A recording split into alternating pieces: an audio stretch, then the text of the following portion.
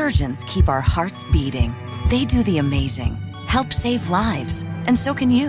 Your CSL plasma donation can help create 24 critical life-saving medicines that can give Grandpa the chance for his heart to swell when he meets his new grandson, or give a bride the chance for her heart to skip a beat on her wedding day. Every plasma donation helps more than you know. Do the amazing. Help save lives. Donate today at your local CSL Plasma Center and be rewarded for your generosity. You're listening to a Weeby Geeks Network podcast. Another world. Another time, in the age of wonder. There was once a dream. You could only whisper it. Anything more than a whisper, and it would vanish. A battle between good and evil. You don't know the power of the dark side. Where shall I find a new adversary so close to my own level? Try the local sewer. You know of the rebellion against the Empire? The Avengers, Earth's mightiest heroes. Peace means having a bigger stick than the other guy. One of these days, I'm gonna have a stick of my own. I'm Groot. Welcome to the Neverland Podcast. The podcast for lovers of Disney, Pixar, Marvel, and Star Wars. I'm glad you're here to tell us these things. Please welcome your host, Jeremy. I thought he'd be taller. Yeah, I can fly. All it takes is faith and trust. Well, if it isn't the Star-Spangled Man with a plan, what is your plan today? Up to Neverland!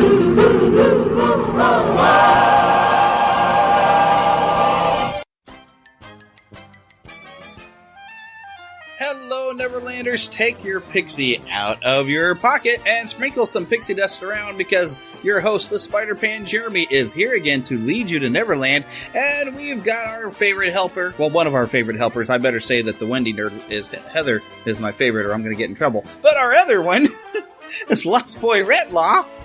Hooray! It's Eric. Hi. And he's back again. How's everyone doing? Well, hopefully they're doing good. And if they're not doing good, they're about to be doing good, because we've got a lot of stuff here to go through today. Well, you know, I do have to say that the grammarian in me here has to come out. You're never doing good unless you're actually out and about doing good for people around you. We're all doing well. Well, sure. Okay. If we want to be grammar police, I guess we could. Yeah, I guess you're right. So. I got that from Weird Al anyway. So. Well, of course. Yeah. But we have some very interesting movie news to discuss that I'm sure most people are familiar with. But when we get to it, I'm sure you're all going to be like, yeah, I already knew that. But still, we're going to talk about it. We also have 2 new trailers to review in the Neverland Trailer Park. Exciting stuff there. I'm going to talk a little bit about, we have a little bit of Disney game news. And, of course, we're going to visit the Neverland Story Time with an adventure with the Gummy Bears, which is actually very appropriate for one of the guests we've got coming. We have some ride audio that Eric has shared with us from one of his trips to Disneyland of the Tower of Terror, just to scare you a little bit. But then, of course, we have 2 fantastic guests that I'm squeezing in, not at the same time, but Katie Leigh, which if you don't remember everything she's done, she will tell you all the wonderful things she's done, and she's got something really cool she's worked on that you're going to love to hear about and going to want to get a copy of. And then, of course, for the first time, I got to speak with Yehaa Bob, and if you don't know who he is, you're going to find out by the end of the show. Sound like I got enough stuff packed in here today? I think we do. I think there's plenty to go around. Oh, yes. And because there's so much to go around, I say we get started with some movie news. Your attention, please. Disney movie news.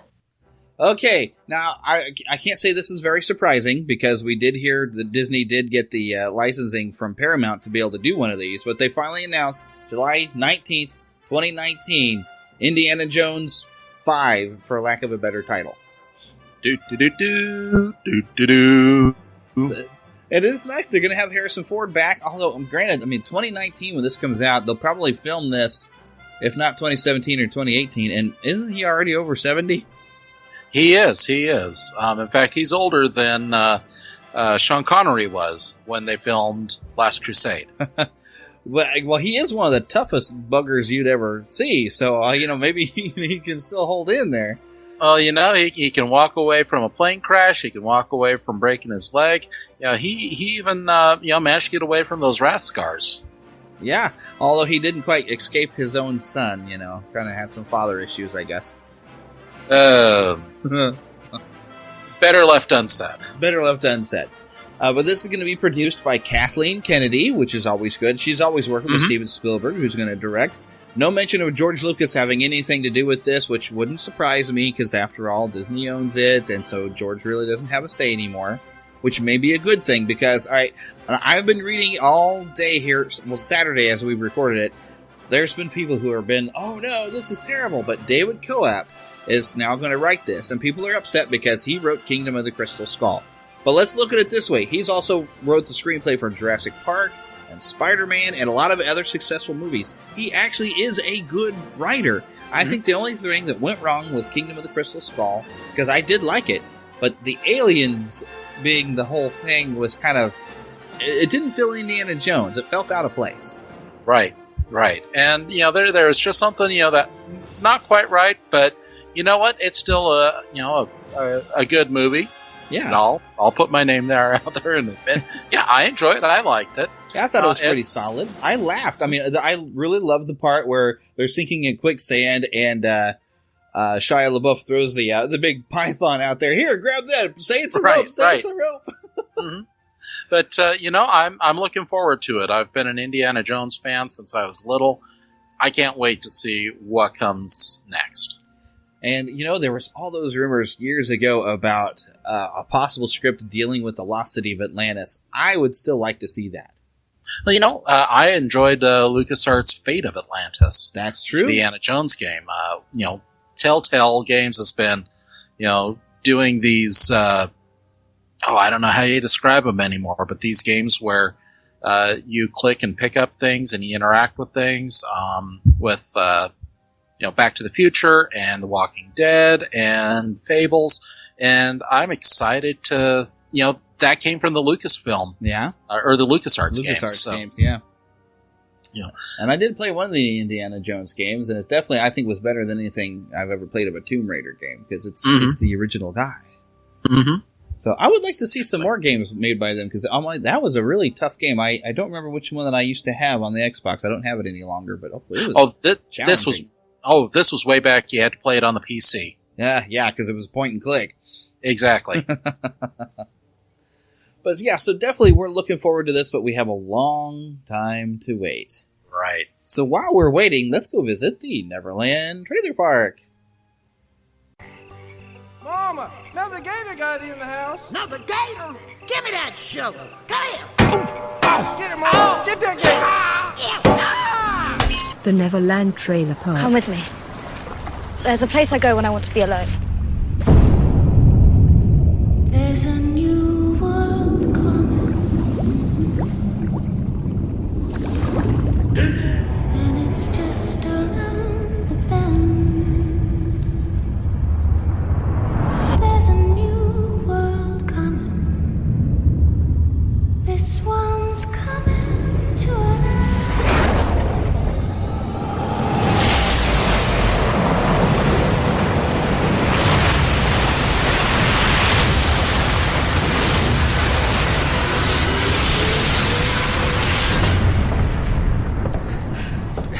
How did you... Air. It's my peculiarity. If I show you the rest, you have to promise not to run away. There's a brand new morning, rising clear and sweet and free. Jake, right on time. Miss Peregrine, delighted to meet you. He's invisible. Of course. We're what's known in common parlance as peculiar. Claire, why aren't you eating? She's embarrassed in front of Jake. Don't be.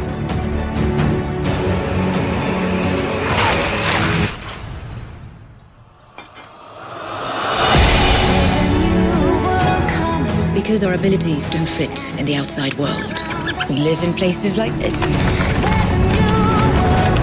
where no one can find us. Jake, come and play. I knew you were one of us when you were born. It's time for you to learn what you can do. But I'm just ordinary. No, you're not. You were born to protect us. Promise me one thing. Look after them, Jake. I promise. There's a new world coming.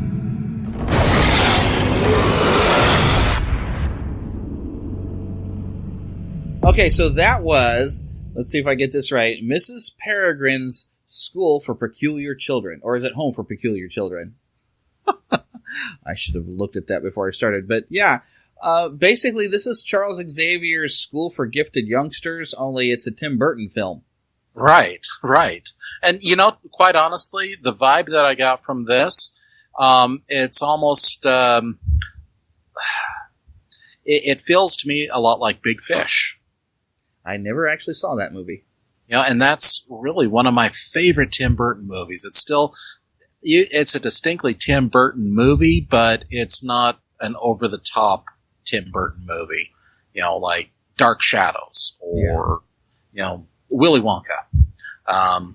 Or Charlie and the Chocolate Factory, I mean.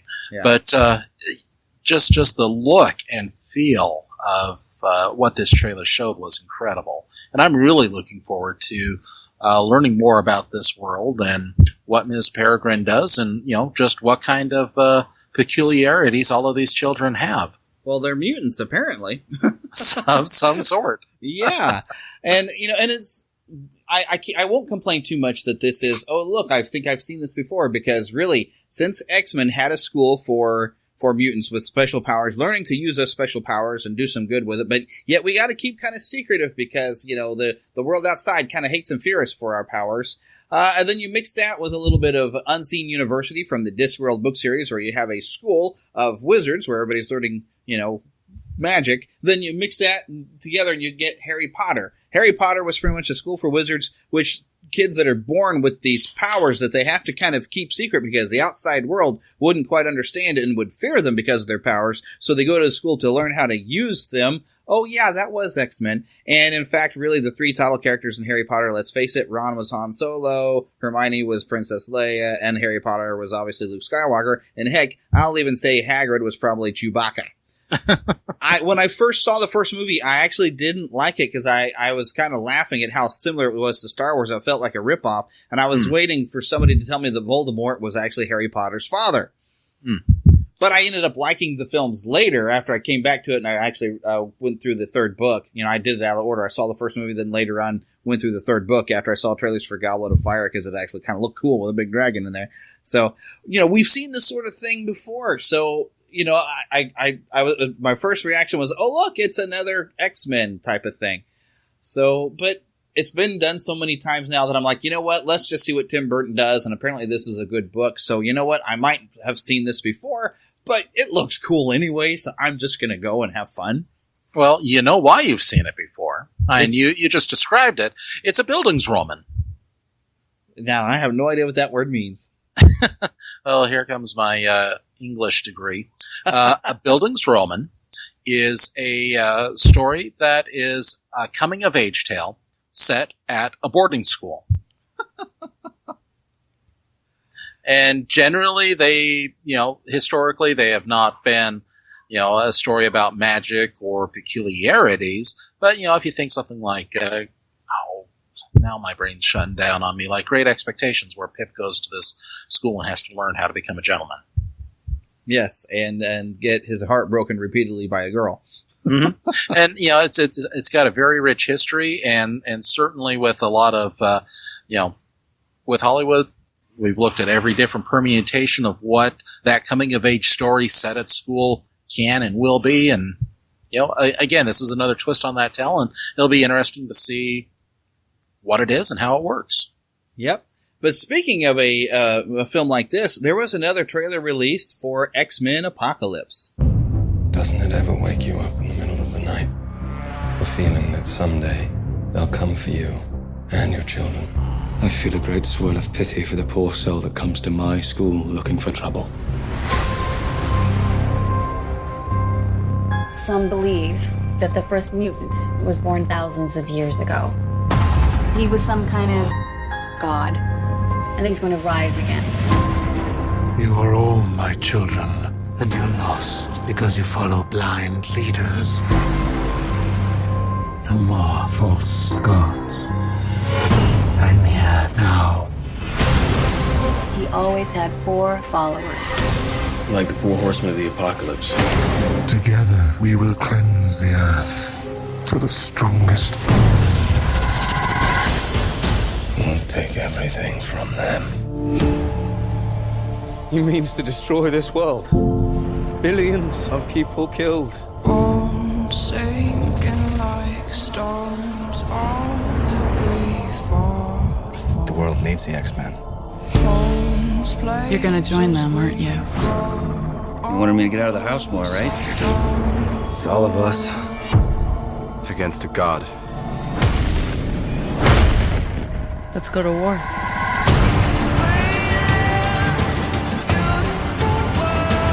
Forget everything you think you know.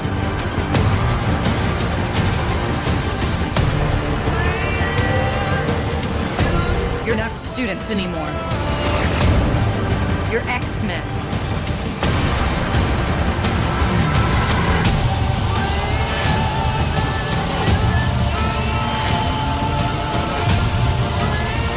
Everything they built will fall!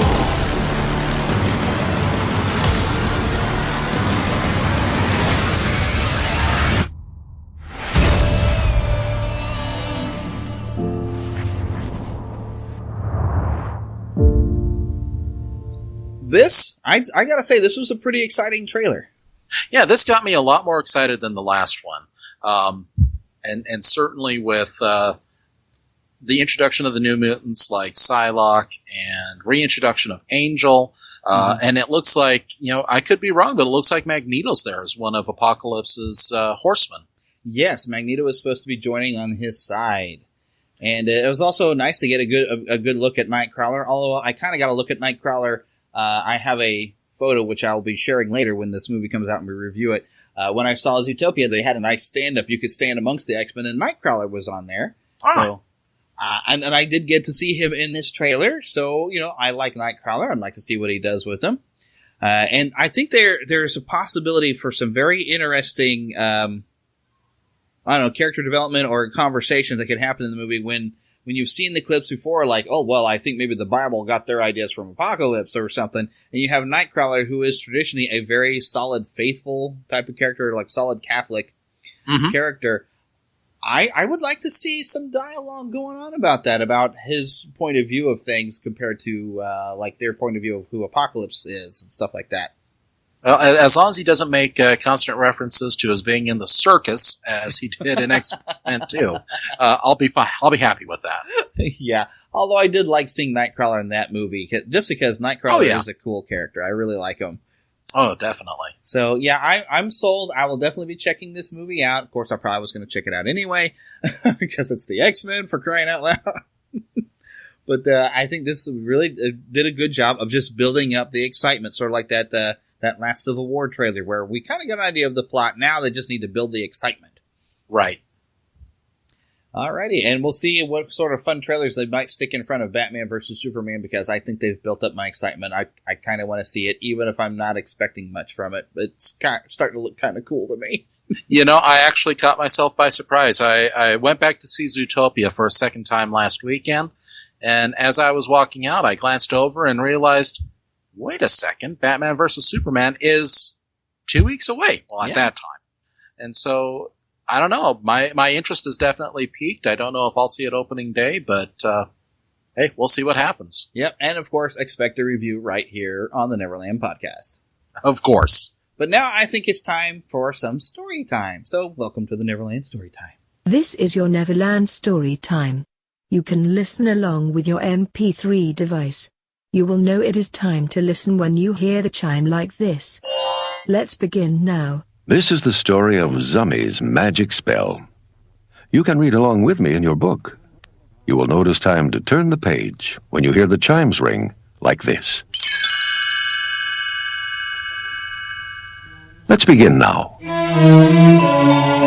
Zummy Gummy, the amateur magician of the Gummy Bears, stood proudly in front of a candelabra.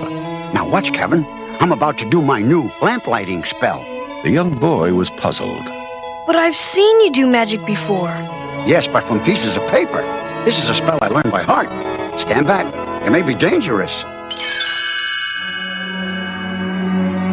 The purple bear squinted his eyes, spun around once, waved his arms, and wiggled his fingers. Flumite, flumame, numau! One little candle on the end burst into a tiny flame. Zummy panted, exhausted. Pretty good, huh? That's great, Zummy. Let's go show the others. Kevin grabbed him by the sleeve and dragged him toward the kitchen. But the other gummies had no time for magic tricks. Grammy was banging the water faucet with a saucepan. It's a disaster! Our water just shut off and we need that special pumpkin kind for making more gummy berry juice. Ruffy, see if you can fix this. Gruffy looked at the dry tap. This never happened before. Probably just a clogged pipe. I'll get some tools. Zummy stopped him. Since the water is pumped in, the problem could be at the source. Maybe some of us should go see. Gruffy shook his head. I say we all stay and dig. He got a cold look from Grammy. You can stay and dig up the countryside if you want, old fool, but I'm going with Zummy. Back in the Gummy Glen Library, Zummy showed the others a map. Here's where our water comes from. It's called a pumping station. A pumping station. It's by this river. Little Cubby waved his wooden sword in the air. Oh boy, an adventure! To the quick tunnels! Kevin wasn't too happy as he, Zummy, Cubby, and Grammy crawled into one of the many underground quick tunnel cars. This roller coaster subway scared him silly. The car rolled gently forward, then dropped with the speed of a rocket. Kevin screamed as they shot through the darkness at breakneck speed, banking around curves and doing loop-the-loops. As Kevin climbed wobbly from the car, he heard a loud rumbling. What's that noise, Zummy? Oh, the map shows a little waterfall at the pumping station. But as they stepped into the daylight, they found themselves on one side of a river that thundered down for hundreds of feet. Grammy gasped. A little waterfall? Zummy was shaken. The map shows the pumping station on the other side. Cubby pointed to a narrow span of slippery rope. Look! There's a bridge! We can cross the falls there! Oh my goodness! This is terrible, terrible! Zummy moaned as he looked from the skinny bridge down to the crashing water below. Cubby whispered to Kevin. Zummy's scared of heights. Zummy stepped out onto the wobbly bridge. Grammy shouted. Don't look down! Just look at the trees on the other side! He struggled halfway and then froze. I can't move! Kevin crawled over Zummy and bent down. Here, climb on my back, Zummy. I'll carry you across. The frightened bear almost choked Kevin doing so, but soon all were safe on the other side. Cubby pointed to a clearing. Look, ogres! We must be in Duke Igthorn's territory. Grammy shushed him and peeked through the bushes at the ugly warriors. Let's sneak around them and be on our way. Soon, Kevin and the gummies were scampering down a flight of old stone steps. Zummy had his nose in the map. I'm sure this is the right way to the bottom of the fall. Zummy caught himself and teetered at the edge of a long drop. Kevin looked down. Wow, these stairs have broken away. I guess we'll have to climb down by rope. At the base of the waterfall, Cubby found a large, ancient door with a carved bear over it. This must be the pumping station, right, Zummy? Good work, Cubby. Now let me try my gummy medallion. Zummy inserted it into the ancient lock. The massive door swung open, and the bear stepped cautiously into the dark. Grammy took a torch from the wall. Zummy rushed up eagerly and grabbed it. Let me light it with my magic. Lumite, numaim, flamau. Flamite, lumaim, numau. Nothing happened. I guess I got the words wrong. Grammy snatched the torch away impatiently. Very impressive, Zummy. Very impressive. Then she lit it by hand. Zummy sighed. Inside, they found a gigantic room filled with huge wooden gears and thick metal pipes leading off in all directions. Grammy stared about in wonderment. Gummy bears built all this? Zummy nodded, amazed. Yes, and it's been running all these years without anyone tending it. Until now. Cubby gazed at the silent machinery. Kevin glanced around. Zummy, could that be the problem? He pointed to a log jammed into the enormous water wheel. Yes, that's it. But how can we fix it? The adventurous boy pushed up his sleeves. Give me some gummy berry juice, and I'll climb up there and unjam it. Soon he was maneuvering up the steep machinery. At the top of the water wheel, Kevin drank his little bottle of gummy berry juice. With a jolt, he became as strong as 50 men.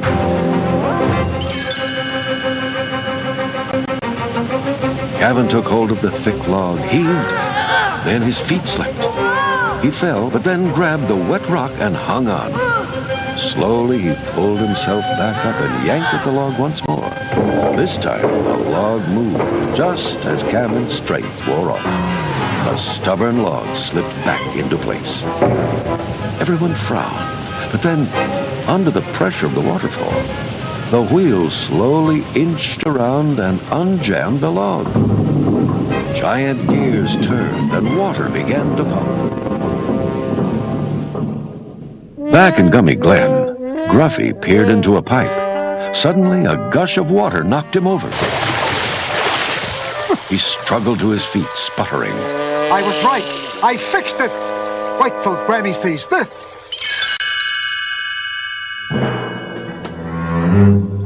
With the pumping station working again, the Gummies and Kevin climbed back up to the top of the falls. Suddenly, two ogres slipped out of the shadows and grabbed the bears. Grammy shouted, "Run, Kevin!" The ogres chased the boy into the woods. Kevin quickly picked up a branch and tripped the first ogre. Cubby rolled free. Thanks, Kevin. I'll take it from here. Cubby drank his gummy berry juice and bounced down on top of the ogres, freeing Zummy and Grammy. Get going, you guys. I'll meet you on the other side of the river. Then Cubby led the ogres on a merry chase through the forest. Kevin and the Gummies headed back across the rope bridge. Kevin looked back and saw Cubby bouncing across the bridge with the ogres right behind him. We've got to cut the ropes. Zummy cleared his throat. Maybe I could try burning them. Oh, honestly, Zummy. Grammy scowled, but Kevin beamed. That's a great idea. I know he can do it.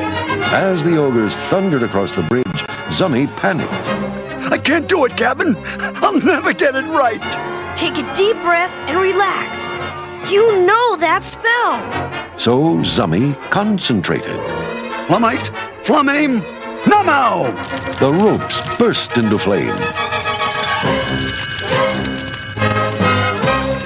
Cubby leaped into the air just as the burning ropes snapped. The bridge dropped, and the ogres toppled into the swirling waters below. As Cubby came down, Kevin leaned over the cliff and caught him. Grammy slapped Zummy on the back. You did it, Zummy! You're a real wizard after all! When the travelers returned home, Gruffy was waiting for them. I guess you know you wasted your time. I fixed the water myself. Grammy shook her head. Gruffy, as usual, you don't know what you're talking about. And she left him, sputtering in the doorway. The others were exhausted from their long trip, but Zummy was feeling very good about himself. Tommy noticed. Say, Zummy, did you ever get the hang of that lamplighting spell? Zummy smiled. With a simple wave of his hand, every candle in the main hall burst into glowing flame. The little wizard chuckled. Yes, I suppose you could say I did.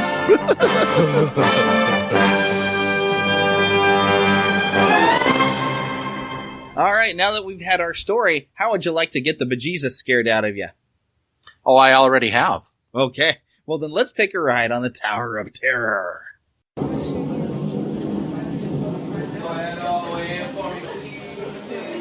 Box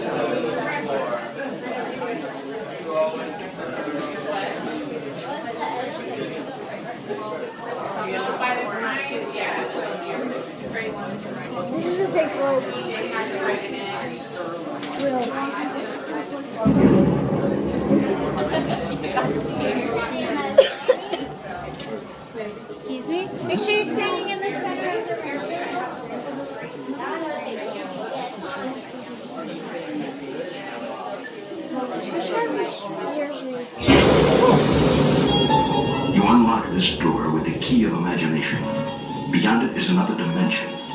A dimension of sound. A dimension of sight. A dimension of mind.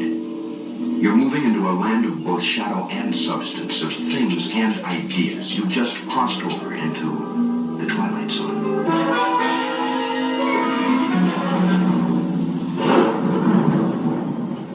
Hollywood, 1939. Amid the glitz and the glitter of a bustling young movie town at the height of its golden age, the Hollywood Tower Hotel was a star in its own right, a beacon for the show business elite. Now, something is about to happen that will change all that.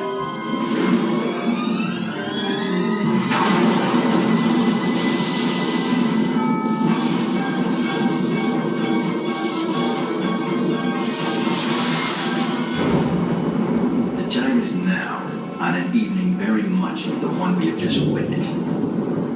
Tonight's story of the Twilight Zone is somewhat unique and calls for a different kind of introduction. This, as you may recognize, is a maintenance service elevator, still in operation, waiting for you. We invite you, if you dare, to step aboard, because in tonight's episode, you are the star, and this elevator travels directly to the Twilight Zone.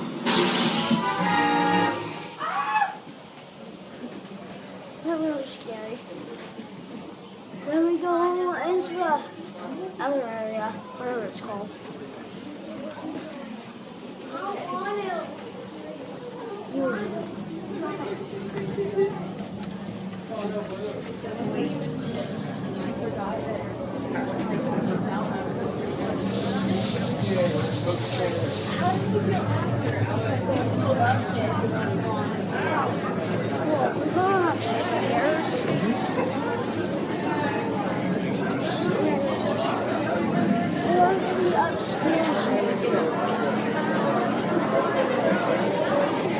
Is this where it actually works?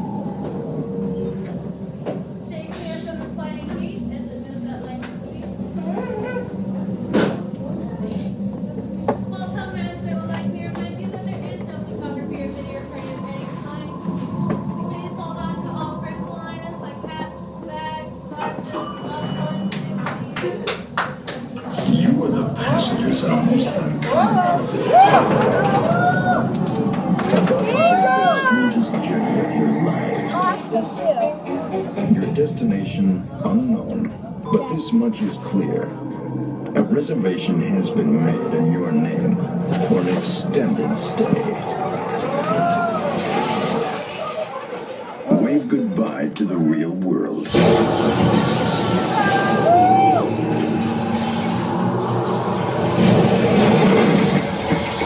For you have just entered the Twilight Zone. What happened here to dim the lights of Hollywood's brightest showplace is about to unfold once again.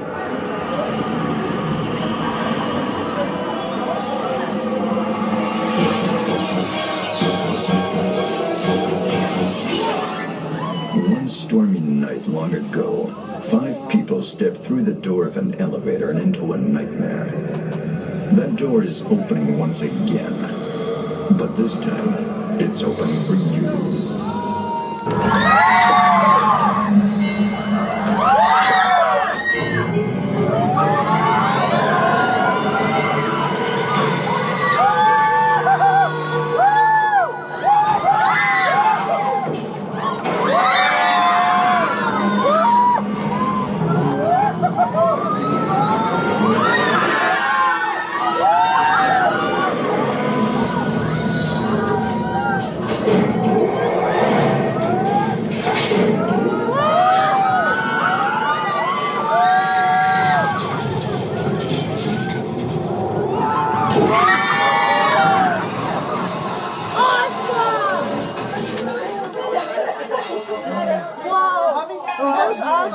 The next time you check into a deserted hotel on the dark side of Hollywood, make sure you know just what kind of vacancy you're filling. So you will find yourself a permanent resident. That was awesome!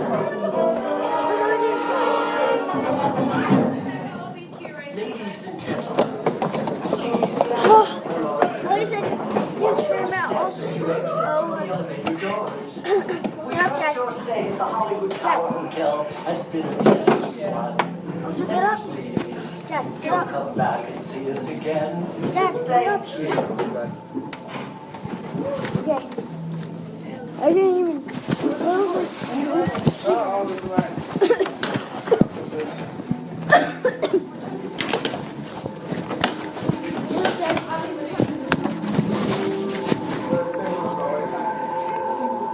That was awesome.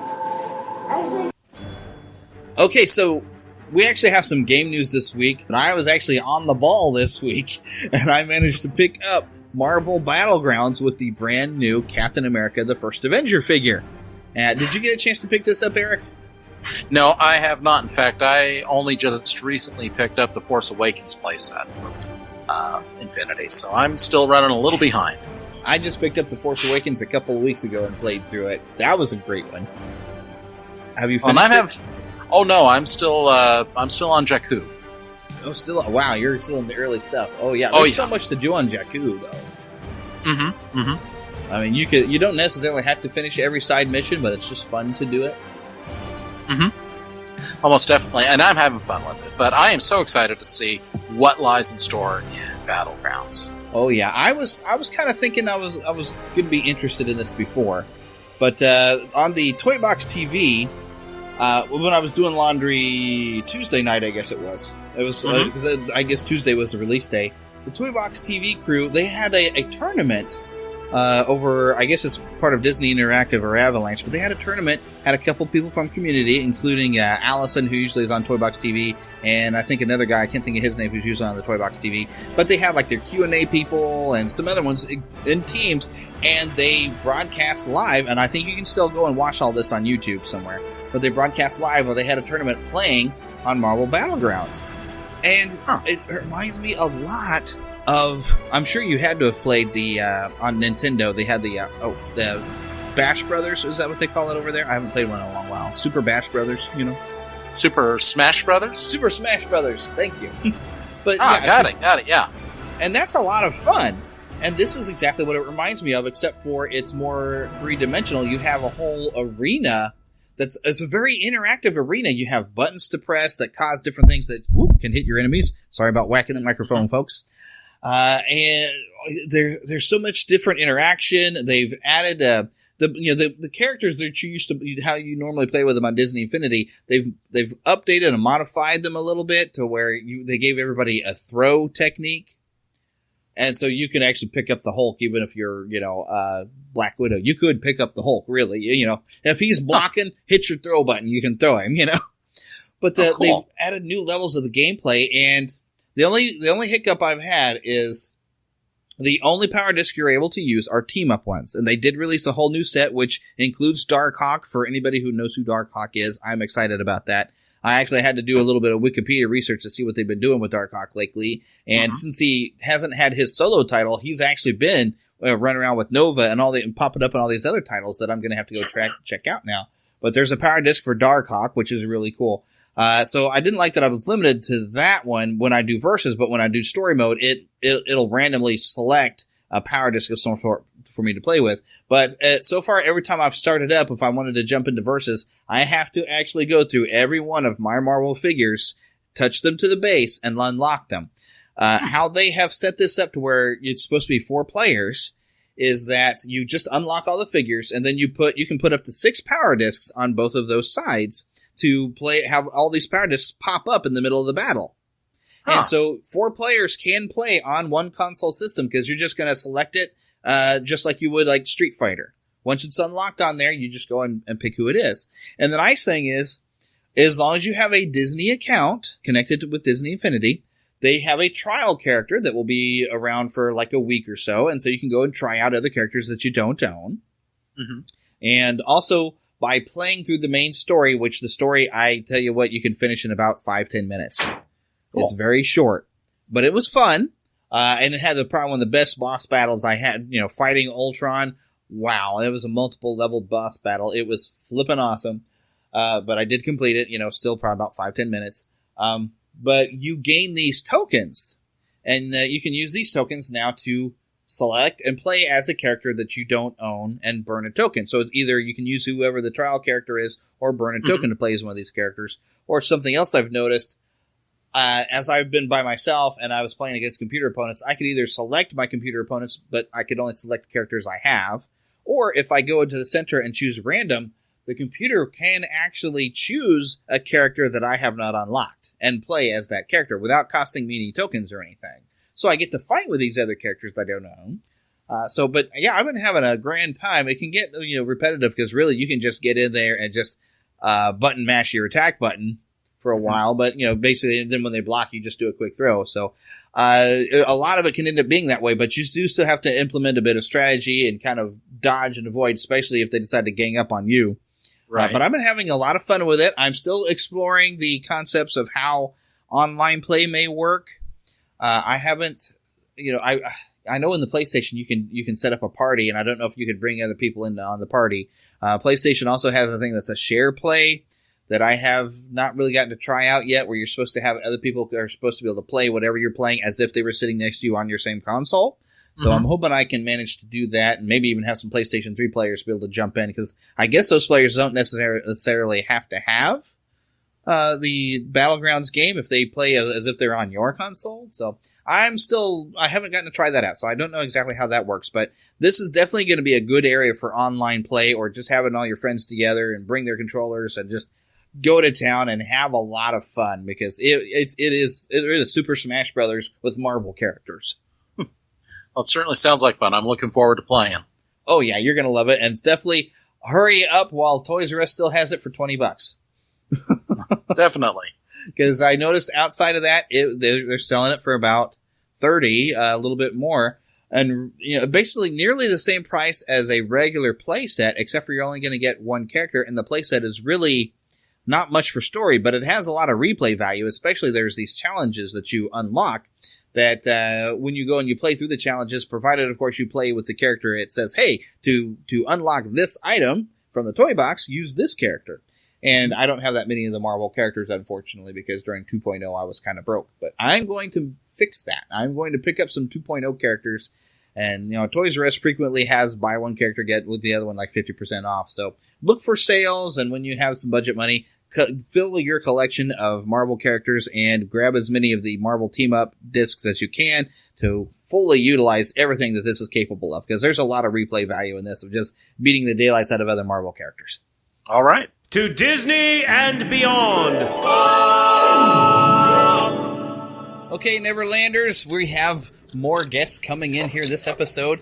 We've had Katie Leigh on here. This is going to be about the fourth time I think we've talked to you. But let's give everybody a quick recap on some of the things that all Disney fans and any other type of fan of animation are probably going to know you from. So what's the good rundown list?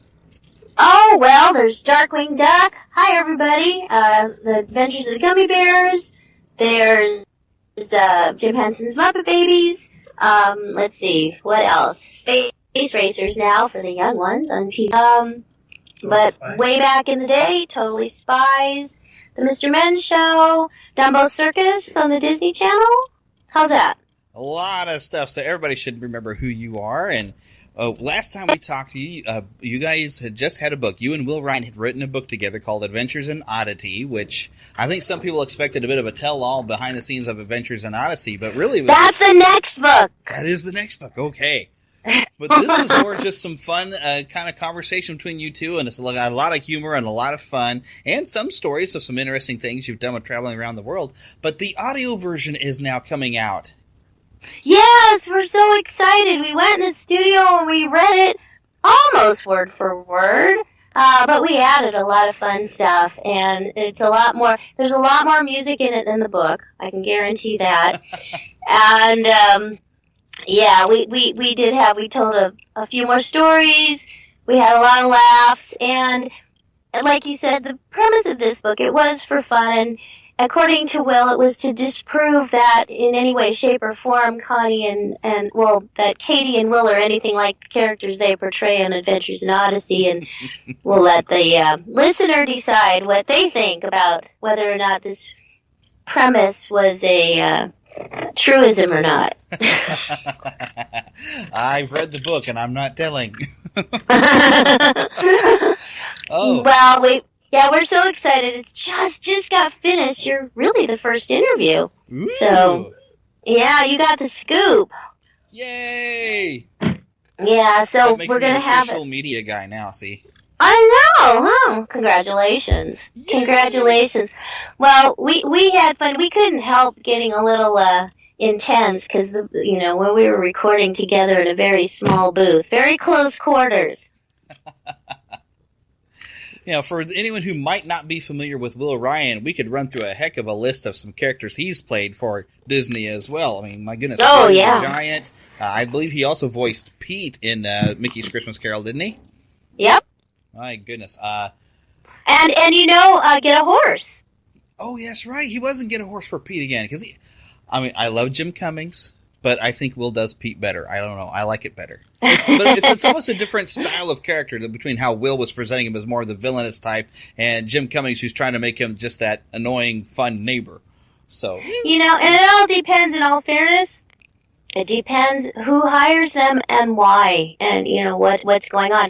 When they did Get a Horse, it was a very, very old version, and they were matching that style, and Will got to do that, and some of the original voices were used, I think. Hopefully you'll get Will on the show one of these days, and he can explain, or maybe, because as Will says in our second book, when we return of Adventures in Oddity, he wants fans and listeners to ask their questions, and we'll actually answer them in this one. So, ooh, the elusive Will Ryan actually answering some questions. My goodness, that's what he said. That's what he promised. So ooh, hey, I'll hold him to it. Yes. Yeah. My goodness, he's hard to get on anywhere because he's so busy with touring and has his music groups, and he's very talented. And actually, somebody even shared on Facebook that they found like an early group that it was him and another guy. Willio and Filio. Willio and Filio. Mm-hmm. Oh, and wow. Yeah, Phil Barron. I'll just tell on him a little bit, but Phil and Will came to California to work for Disney's and do music. And Phil was also in Welcome to Boo Corner and Dumbo Circus. No, did he work on Dumbo Circus? No, he worked on Welcome to Pooh Corner. But we found, thanks to YouTube, we've discovered old episodes of Teddy Ruxpin that we all worked on too. Wow. If you're from yeah, so yeah. Well, Phil played Teddy and Will played Grubby, and I was Princess Aruzia. Oh, cool. I vaguely I know, right? I didn't actually own any of the toys, but I remember the cartoon. I was like, hey, look, it's a cartoon.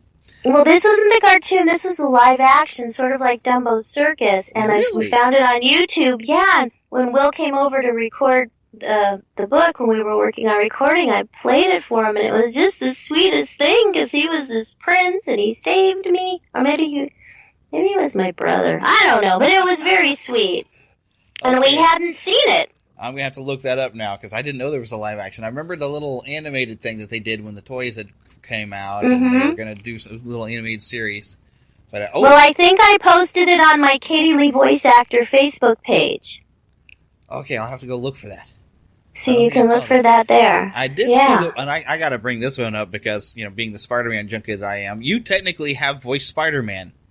I know, I saw that. I forgot. Yeah, I did, but it's Rolf the dog playing Spider-Man, right? Yes. I think it must have been a promo or something for like Saturday morning cartoons that they would show like a Friday night before, because I don't remember that in any episode of the Muppet Babies. No, it was part of an episode. No, it wasn't. It was a Muppet Babies episode. Wow. Well, for anyone who doesn't know what we're talking about, but there was a clip where it had Baby Rolf as Spider-Dog, and Skeeter comes out and she wants to be Spider-Man, and then they actually have Spider-Man from Spider-Man and His Amazing Friends kind of animation style come out and said, but I'm Spider-Man. Then there's just a surprise cameo. It must have been an episode about superheroes. Yeah, I think Skeeter wanted to be Spider-Girl. Oh, that's right. She wanted to be Spider-Girl, so that was fun, and Stan Lee made a cameo in that. Yeah. So, by the way, when you talk about Will and his amazing talents, he has a band called Will Ryan and the Cactus County Cowboys, and his music is in the audio version of Adventures in Oddity. So you get to hear that, and a surprise impromptu tune we came up with one day when we were recording at Phil Lawler's house. Ah. And I'm sure it's filled with some of his fun, invented words, right? oh, my goodness. I have to tell you, there is a segment in the book, and just reading it is pretty funny, but trying to read it out loud, Will's names for future lunar states, it took us at least an hour to get through those, because every time he read one, Phil and I would crack up. I'd have to run to the bathroom. It would just kept going on and on. We barely got through that. And then even still, my dear husband, who's the editor of our project, he's very particular. He's saying, we have to listen through again. I'm like, no, please don't make me listen to that part. I have to run to the bathroom. It's so funny. But if you could, I don't know. If there's ever a real place named Flippy, I'm gonna die. That's all. Flippy! Yeah, and that was definitely one of my favorite parts of the book, is the list of all these lunar states. I think I'm gonna call them lunatic states. Oh my goodness. So this is going to be available, and I'm sure you're going to have some links also through your website, right? Yeah, voiceofyourchildhood.com, but it's going to be on Bandcamp, is where folks can get a hold of the downloadable version. But we're also producing hard copy CDs with artwork and stuff for our, the fans, people who like to collect the CD. Now, that's not available yet. So, because Will, who's also an artist, for those who don't know, is very particular about his artwork. So that could be a whole nother book of us arguing about how to get this CD produced. But anyway, it's in the works as well. I might be worth the wait to go and get the CD, just because I'd love to see some of his artwork. Oh, well, I mean, he wanted the artwork's in the book. Oh, awesome. That's okay. all the art that he did is in the book, but as far as the CD cover and the liners and the little spleen thing, he's very particular. So there's nothing new art-wise in the cover, but he wants to make sure it's done nicely. As opposed to letting me do it. So, So it's definitely worth it, though, to buy the book, so you get a hard copy, and you get to see all the artwork there in the book, and then you get the audio version electronically, and you get some new content that's not in the book, and some Will Ryan music. So But wait, Jeremy, there's more. There is. There is also an option. There's also an option to download the Kindle. I put the Kindle version up on Amazon, so people who just want to have a look, maybe on their iPad or their phone, and don't really care about having a hard copy of the book, it's available that way too. Oh, well, there you go. So anyone there you go. So doesn't like the pages or something. Exactly. Or if they just want everything electronic, they can download the audiobook, they can download the Kindle version, and I'm the one with the duties of trying to figure out if there's any way to package this stuff to make it more appealing to those who are interested. But right now, as we speak, Kindle version's available, the printed copy's available, and the downloadable audiobook should be available by the time this goes out over the airwaves. And, of course, there will be links in the show notes, so make sure you follow them, click on through there, and get yourself a copy. I actually have a sample that I will share with you all. It's kind of a little ad they've put together, which I think was very funny. I was laughing when I listened to it. And so we'll just have everybody, I'll play that one when we say goodbye to Katie, which Katie's got some other things to go and do and everything, so we better say goodbye to Katie. So thanks for coming on the show and telling us about the audio version, Katie. Oh, my pleasure. And if anybody happens to be in Arizona, Will and I will be there to do a little reading of her book at the Crossroads Bookstore in Peoria, Arizona on May, now that I said it, I think it's the 14th, it's a Friday, 13th or 14th, whenever that is, a Friday night and Saturday at the bookstore. And so we'll have copies of her book and copies of the CD that we can autograph, and Will's going to play some of his music Friday night, so it'll be fun. And I will try to send Lost Boy Eric Warren, who lives in Arizona, to go to that event and share it with us. Well, we love Lost Boys, so... Yes. Yeah, have him introduce himself. Yes, in fact, I forgot. We gave you a pixie name last time you were on the show even, but I forgot what it was. Oh, I did get a pixie name. Yeah. Yes, your Flutter Voice. Pixie Flutter Voice. Oh, I'm Flutter Voice. Yes. It was from your own choosing, and it's a perfect name here. Oh, Flutter Voice. Okay, I feel good now that I remember my pixie name. So you always have to remember that, because you got to remember to keep your pixie in your pocket. That's right. Well, thank you so much. It was so nice talking to you. And if anybody has any questions, they can go to my website, the website voiceofyourchildhood.com, and email me. On Facebook, the official Katie Leigh voice actor page, so there'll be information about the stuff there too. And come to Arizona and see us at the Crossroads Bookstore or in Cactus County. And before I forget about this, they can also hear you doing the audio versions of They Have Candid Conversation with Connie, which has become a book series, which is based on your character on Adventures in Odyssey that one of the writers has been writing. They're kind of helpful books, I guess, for like young teenage girls. Young girls. Yeah, well, adolescent, maybe middle school or younger, maybe 5th, 6th grade. Yeah, up through middle school. So any parents that have a adolescent daughter, this might be another good thing, and you can hear some more fun from Katie.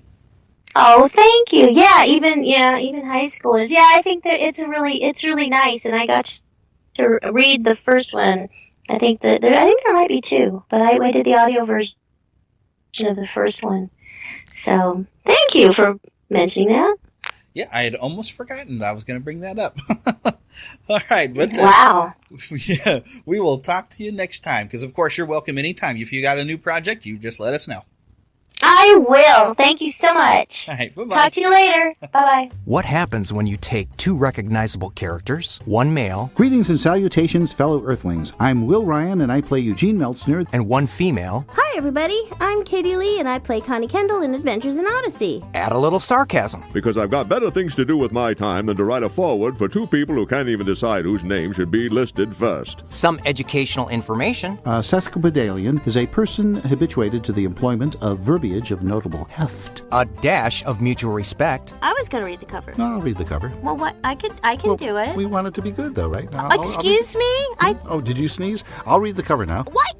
It's my studio. And combine these ingredients into a mission. I intend to correct a commonly held, long-standing misapprehension on the part of the listenership of Adventures in Odyssey. Oh, you want to straighten something out. Indeed. What do you have? Adventures in Oddity. By Will Ryan and Katie Leigh. Katie Leigh and Will Ryan.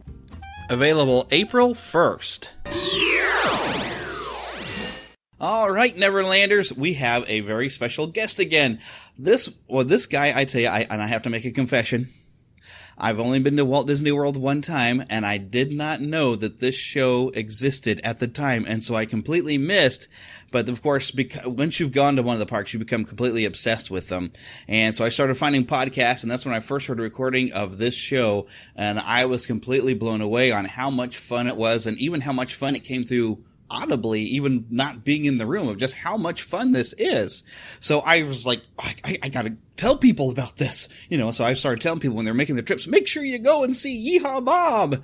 And so I saw here on Facebook that Yehaa, Bob Jackson, has a new recording, that he's got a new album, and you've got several after looking at the website, but a new album that you've just recently released, and I wanted to kind of help out and say, well, we got to let people know he's got original compositions, you got to check it out. So I thought it would be great to have him on here to spend some time with us, and so here he is, the one and the only Yehaa, Bob Jackson.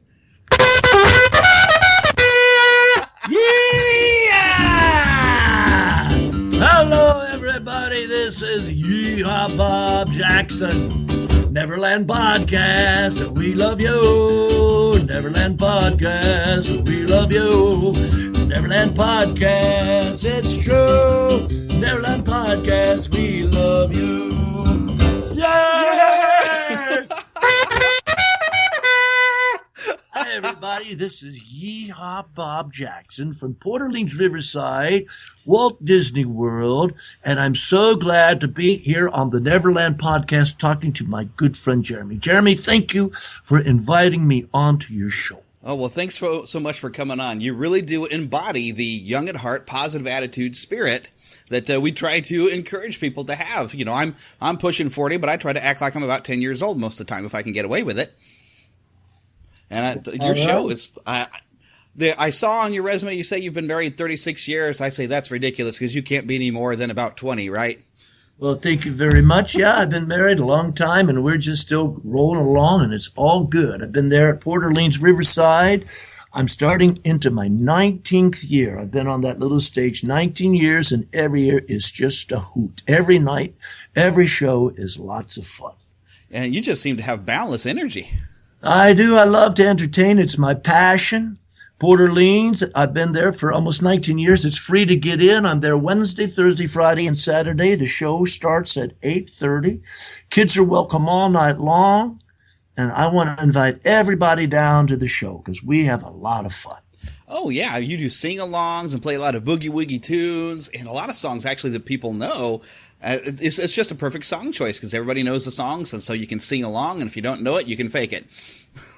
That's right. We love to entertain, we love kids, and we love to do those Disney songs, and it's just a great, fun time. Every night is a hoot at that show.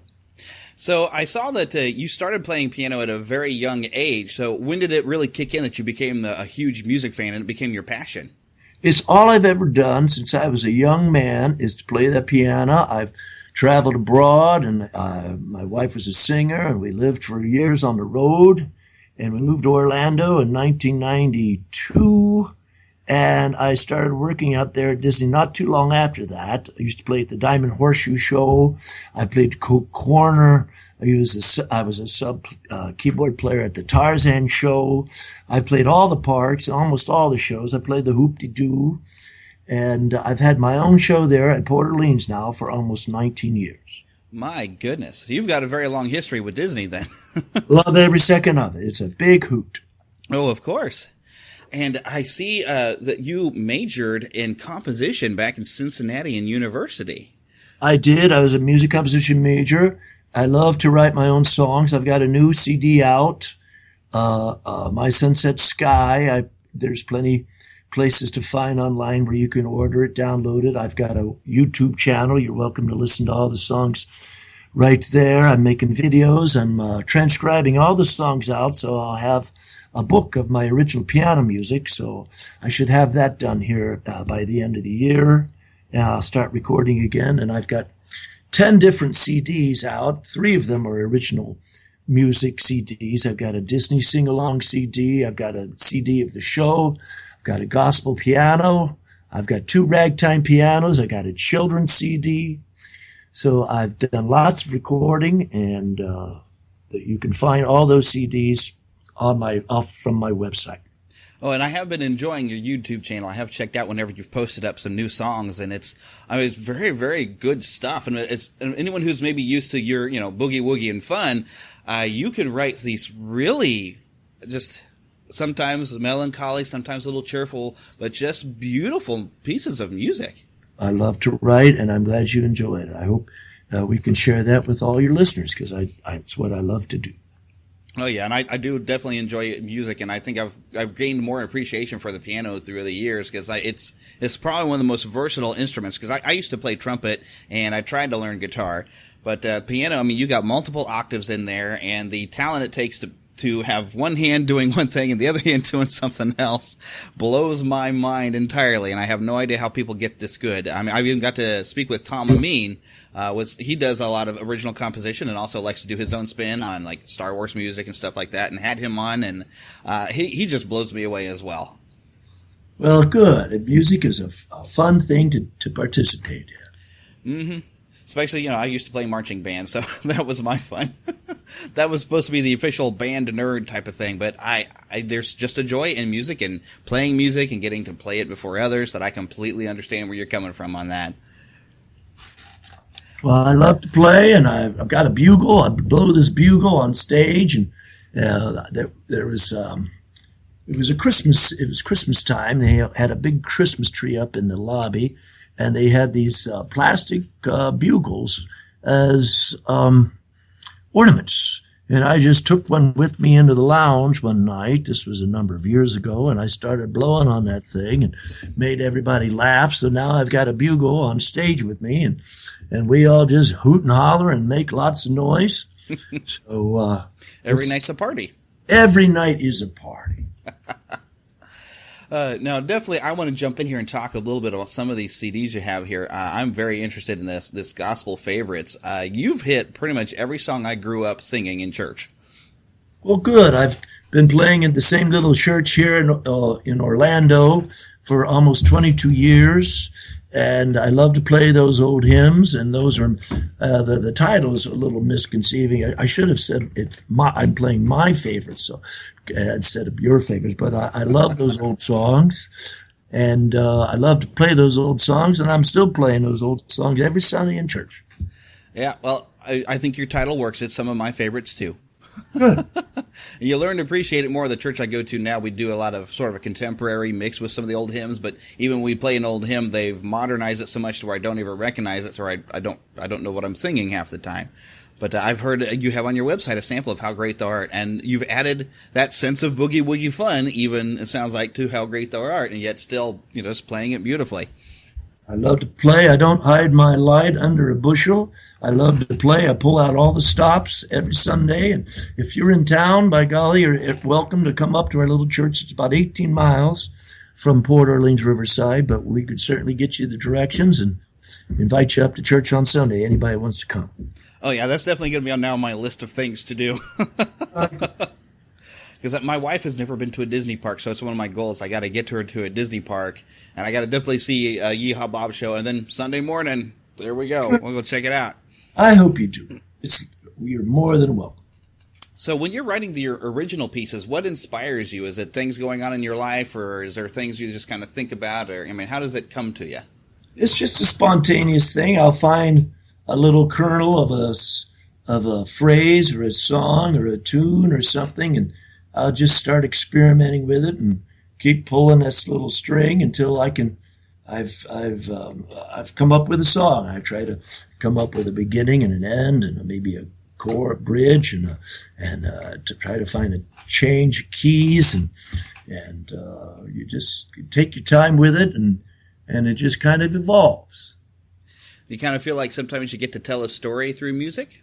Absolutely. In my videos, I love to try to come up with these visuals to go with my songs, and you can find all that on the YouTube channel. Yeah, and it's a very good channel. I highly recommend it. Like I said, I've been checking it out, and they're very, very nice. It's very relaxing to listen to, and just kind of check in the visuals. It's definitely good stuff to kind of listen when you're just trying to relax at home, or you got a little bit of work you need to do at home, and that kind of thing. Just something to kind of listen to in the background, or to just sit and relax. I enjoy piano music. We'll just say that. Thank you, Jeremy. I'm glad you like. Yeah, so I'm definitely looking at a lot of these CDs here. Now, do you mainly sell, I guess, through your own website? But I was wondering, do you have this available on iTunes as well? Absolutely. The original songs are all available on Amazon, iTunes, and the CDs are all available there at my performances. And soon to have all of the sheet music available. Yep, I'm writing all out. I'm writing all those original songs out. Oh my goodness! And I'm also looking at your website, all these fun T-shirts you have. Yeah, I've got lots of T-shirts. I've been doing it for a long time, and I just keep coming up with these things, and people love it, and they buy them, and off we go. Yeah, it's definitely probably one of the more fun shows because everybody always thinks about doing things inside the park. That's. Even when I went with my friend of mine, my first trip, everything we thought to do was inside the park, and then maybe going to downtown Disney at the time. But it was, it's been later on I found out all the different fun things you can do outside of the parks that if you really don't experience some of it, you really miss out. And so I've been trying to, like I said, I was trying to tell people, you got to go to the Yehaa Bob show. He's in one of the hotels. Go check it out. Ask around. You'll find it. I'm sure a bus will take you. Yep, it's easy to find. And you just ask anybody, and they'll point you over towards the Port Orleans Riverside with the Yehaa Bob Show. 4 nights a week, Wednesday, Thursday, Friday, Saturday. The show starts at 8:30. Do you have a particular type of music that is your absolute favorite? Well, I love to entertain. I love to get people involved in the show. Everything I do in that show has something for the audience to be involved in. Mm-hmm. And we march around the room, we jump up and down, we roll around on the floor, we just carry on like we don't know any better. Which is great. Because I saw that you do have a CD full of Boogie, Rags, and Stride, and you've mentioned in here that you've played some Fats Waller, some James P. Johnson, and Jelly Roll Morton. Now, Fats Waller I've heard of. I'm not familiar with the other two, though. Oh, they're all very popular, very instrumental in the early jazz. Jelly Roll Morton lived down around in New Orleans around the 1920s. James P. Johnson was out of New York City, and they both had very distinctive styles and very interesting. And it's both of those guys are lots of fun to play, and I still play their music. I don't really get to incorporate it there in the show as often, but I do practice it and play it at home a lot. Yeah. See, I enjoy music from that time period mainly. I think because of my grandmother. Before I started kindergarten, I was over at her house all the time, and especially around Christmas time. And we'd be listening to Bing Crosby, and of course this is later than the 30s, but Bing Crosby, Perry Como, and so I kind of grew up listening to that. So as I've gotten older, I go to the library and I find these old radio shows, and most of the old radio shows would have some sort of musical act that would come on, and so I've gotten to hear.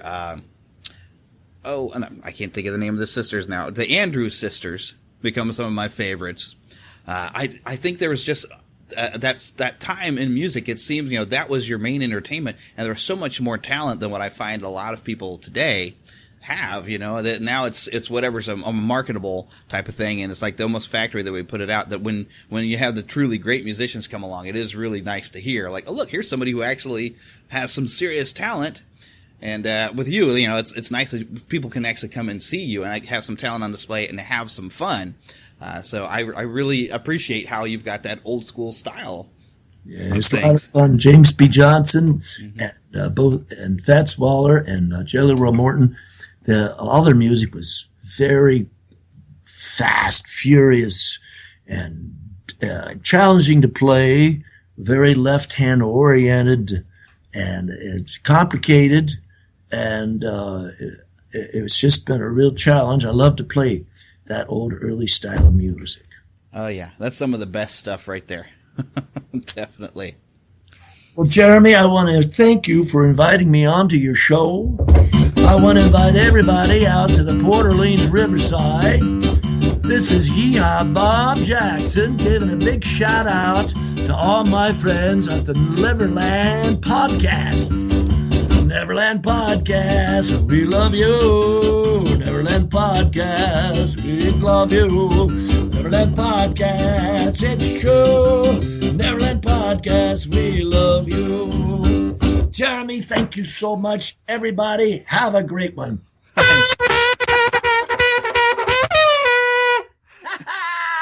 Bye, everybody. Thanks so much for coming on.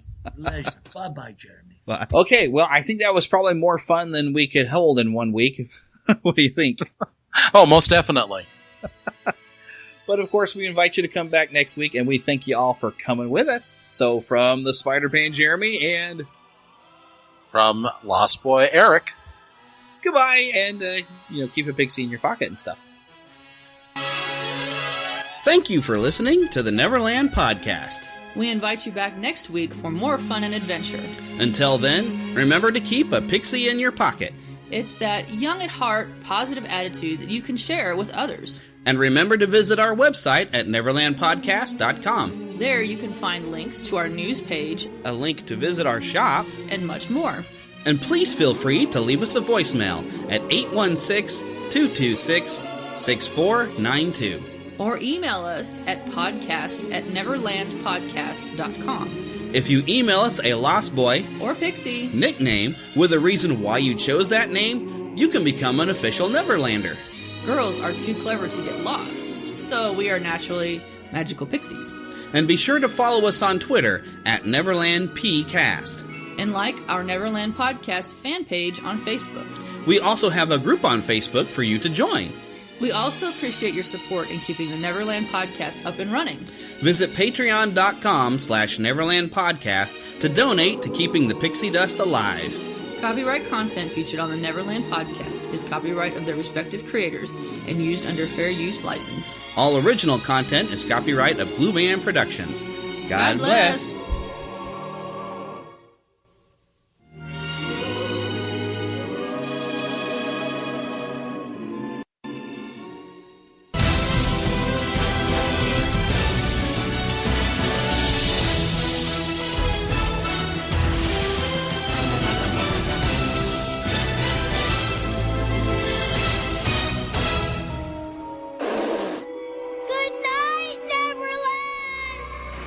Surgeons keep our hearts beating. They do the amazing, help save lives, and so can you. Your CSL plasma donation can help create 24 critical life-saving medicines that can give Grandpa the chance for his heart to swell when he meets his new grandson, or give a bride the chance for her heart to skip a beat on her wedding day. Every plasma donation helps more than you know. Do the amazing. Help save lives. Donate today at your local CSL Plasma Center and be rewarded for your generosity.